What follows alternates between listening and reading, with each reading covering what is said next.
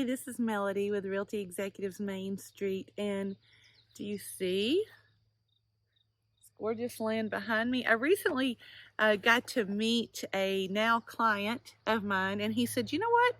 You're always in your car when you film videos. Why don't you show some of the beautiful landscape?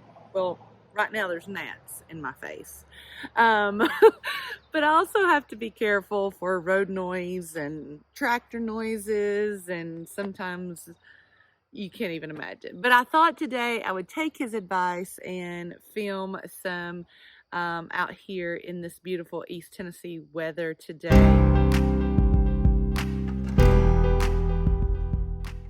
So many of you are reaching out to me. I love talking with you. I love FaceTiming with you or meeting you in person, whatever it is that works for you and your schedule. And a lot of you are looking for land here in East Tennessee. So there are a few things to look for when you're searching for land properties here, okay? First of all, you got to pay attention to the topography. If the description says that it is steep, they're not playing around. Steep literally means phew. So be careful. Some of you are like, oh my goodness, I found this land. It's a really good deal. And then I'll go in and look at it for you and it's steep. I mean, like off the edge. Another thing you want to pay attention to when you're looking for land is it cleared or is it wooded? Or is it a combination of both? Sometimes you'll find a really great deal on some land, but it may have very thick, mature trees. You've got to think about, okay, how many of those trees do I want to keep? How many do I want to get cut down? How much is that going to cost? Am I going to have to get it hauled out? So that's another thing to consider. And I know a lot of you who have been reaching out to me are wanting more like flat land, with little to no trees, if at all possible.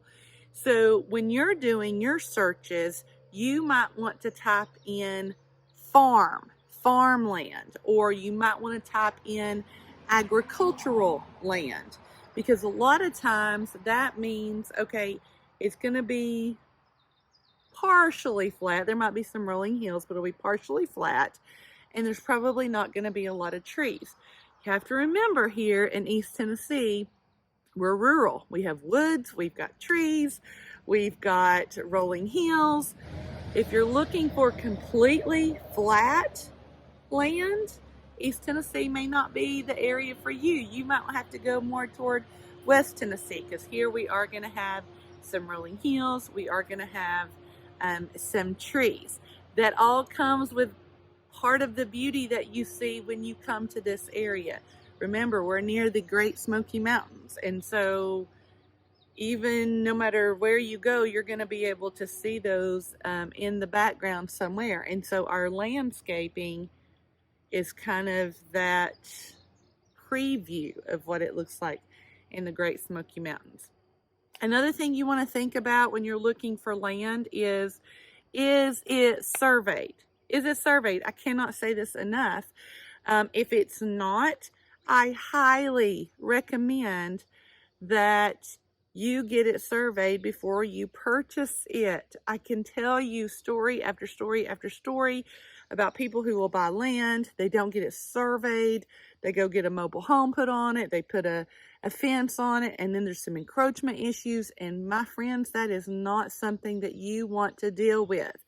Think of a survey as almost like an insurance policy. You know exactly where your boundary lines are. That survey can get filed at the courthouse in whatever county you're in, and then it is a legal document. So please, please, please, if you're looking for land, you want to put something on that land, fence, mobile home, barn, whatever, get it surveyed. And I'll be telling you right now, our surveyors are working their tails off, and so they are months out. It's okay. It's okay. It's still worth it. It's that insurance policy that you need. We as realtors can go in, we can give you some suggested guidelines based on tax records, but those tax records are not deemed guaranteed. So the only guarantee you can get is to get a surveyor out there. Second thing is you got to think about septic. Most of our land here is rural, is not going to have a public sewer. So you got to get that land perked. Again, our soil scientists are backed up because everybody wants to move here to this wonderful state, and that's great, and we're excited, but you got to be patient. They're working their tails off. And so you got to take time to make sure it will get perked. Now, I would say, in my experience, about 90% of properties have no problems with getting a septic installed. But there's still that small percentage that do. And so, peace of mind, pay for the perk test. Third thing is you got to think about water. Okay, am I going to have to get a well installed? Can I hook up to water at the main road? Can I hook up to public water? What is that going to involve? So I know many of you have these wonderful dreams and you've got these great ideas, but before you can put the house on it, before you can build on it, you've got to think about these three things. The topography of the land, is because we get a lot of rain here. Is that rain going to come down the hill? Is it going to go away from the house when I eventually get it situated? I got to think about, am I going to take down trees? Is it level? Am I going to have some grading done? You got to think about your septic. Where's that waste going to go? Can this even have a septic on it? The cost of installing a septic, and then your water source. Is it going to come from a well? If so, I'm going to have to get a quote on how much that's going to cost to get dug, and then I got to get it tested. And the survey. You got to know where your boundaries are before you put a fence, before you go to do that. If you don't hear anything else I say today, get the survey. It may cost you $1,000, $2,000, maybe even $3,000. I've heard horror stories lately. Get it. Get it. Get it. Get the survey. Get the survey. And if you didn't hear me again, get the survey. So it's a process, and it's not something that can just happen overnight. We're all working as fast as we possibly can, but you need to think about these things before you think about the house, before you think about the mobile home, before you think about the barn or the barn to minimum or whatever it is. Think about these underlying conditions of the land.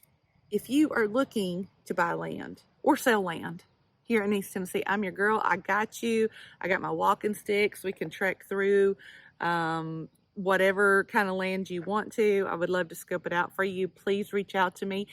But what I would really like is if you would like this video, comment on it, share it, subscribe to my channel. Friends, I cannot tell you, when I get to talk with some of you in person or on FaceTime or whatever, and you'll say, you know, I did reach out to this one realtor, but they didn't quite answer the questions, or they didn't ever call me back, or okay, I will call you back.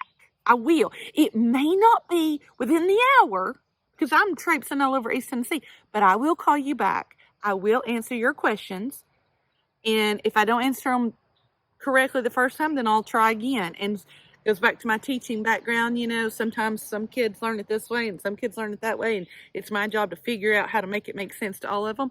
Well, I am using that here in real estate. So I will answer your questions. I will find out. I will call you back. But I cannot do that unless you help me to get this message out. These messages that I'm trying to do to educate you about East Tennessee, I need your help. Like, subscribe, share, comment. Oh, I would be forever grateful. But until next time.